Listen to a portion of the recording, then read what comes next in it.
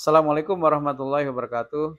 Alhamdulillah wassalatu wassalamu ala Rasulillah, kaum muslimin dan muslimat rahimani wa rahimakumullah, shaimin was shaimat yang berbahagia. Pada kesempatan di hari ini kita ingin menyampaikan tentang bagaimana kita bisa juga menghindari pembatal-pembatal dari ibadah puasa yang kita kerjakan, agar kita bisa maksimal mendapatkan pahala dari ibadah puasa tersebut. Pertama adalah makan dan minum dengan sengaja. Tetapi apabila seseorang terlupa atau tidak sengaja, maka tentunya tidak membatalkan ibadah puasanya. Sekalipun misalnya nih, dia lupa makan satu piring. Pada saat dia ingin minum ternyata dia ingat bahwasanya dia sedang berpuasa. Maka ketika dia ingat, dia tidak boleh meneruskan kembali minumnya. Berarti rizki Allah Subhanahu wa taala sampai kepadanya hanya pada saat dia makan dalam keadaan terlupa tadi. Dalam hadis Nabi Shallallahu alaihi wasallam disebutkan, "Idza nasiya fa'akala aw syariba", apabila seseorang lupa kemudian dia makan atau juga minum, falyutimma saumahu, maka hendaknya dia meneruskan puasanya. Artinya itu tidak batal kalau dia memang betul-betul lupa. Fa innama at'amahullah, sesungguhnya itu adalah bagian daripada rizki Allah atau makanan yang Allah berikan kepadanya. Kemudian wasaqahu, dan juga minuman yang Allah berikan kepadanya. Jadi kalau seandainya seseorang terlupa, maka tidak membatalkan ibadah puasanya. Kemudian yang kedua adalah muntah dengan sengaja. Nah, itu jadi pembatal puasa juga.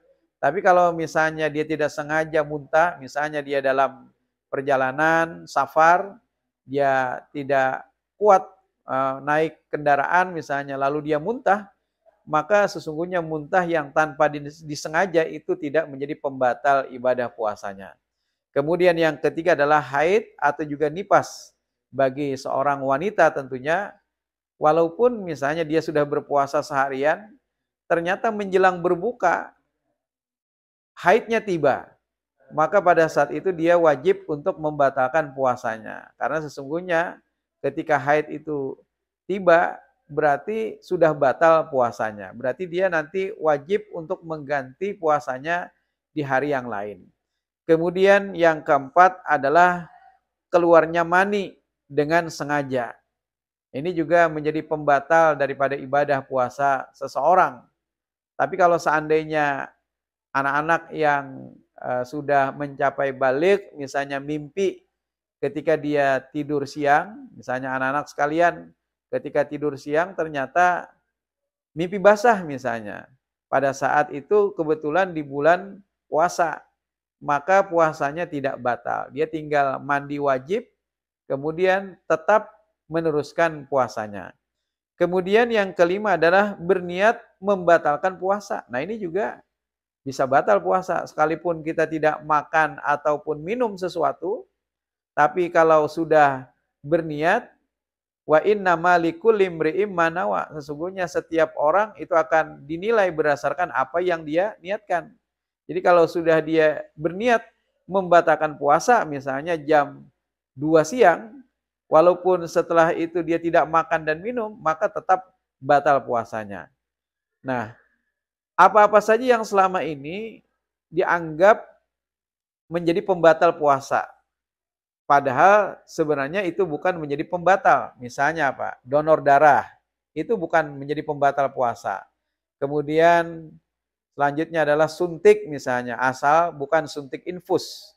Kalau suntik biasa misalnya suntik ketika kita sakit, kemudian kita minta suntik dokter, itu tidak menjadi pembatal puasa.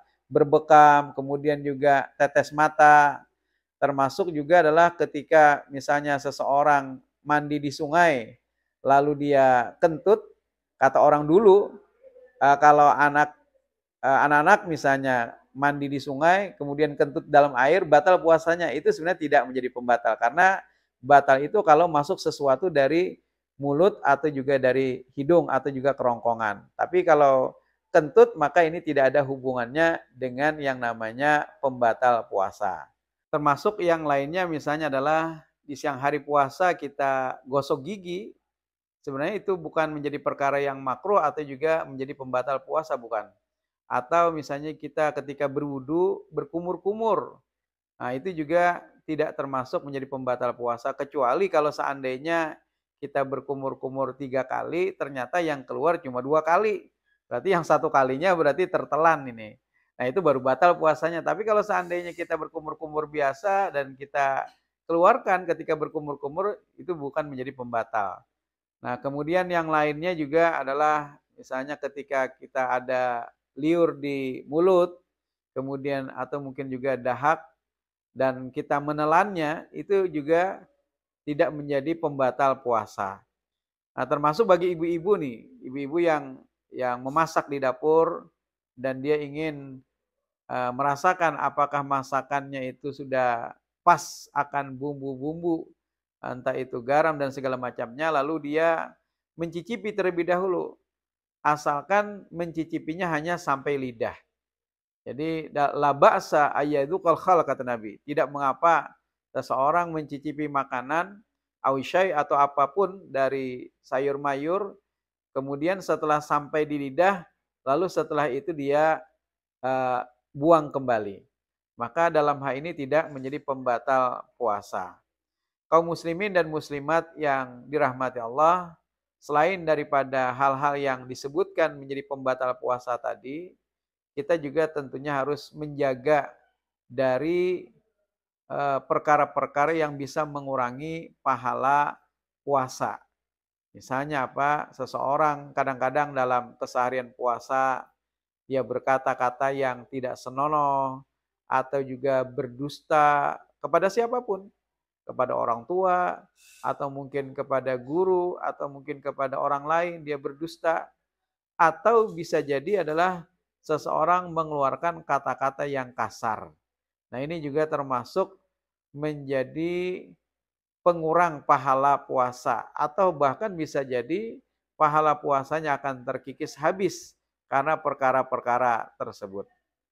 Nah yang terakhir adalah yang menjadi pembatal puasa yaitu adalah jima. Nah demikian ada 6 hal tadi yang menjadi pembatal puasa. Kalau boleh saya ringkas, pertama tadi adalah makan dan minum dengan sengaja. Kemudian yang kedua adalah muntah dengan sengaja. Yang ketiga adalah datang haid atau juga nifas. Kemudian yang keempat adalah keluar mani dengan sengaja. Kemudian yang kelima adalah berniat untuk membatalkan puasa.